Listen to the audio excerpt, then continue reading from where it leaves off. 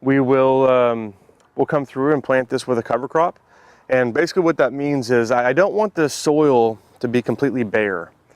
You know, especially once winter hits, then the soil organisms that are in there that are feeding our plants are not going to live as, you know, they're not going to tolerate the winter as well if they don't have some sort of protection. So the cover crop is that protection for me over the winter. So as soon as this stuff dies off, I'm going to try and get either, you know, clover or some other winter hardy cover crop going that I can get established before we get those really, really cold temperatures, so I can have a bed of something on here over the winter in the areas that I don't have the spinach and the kale and all of that in.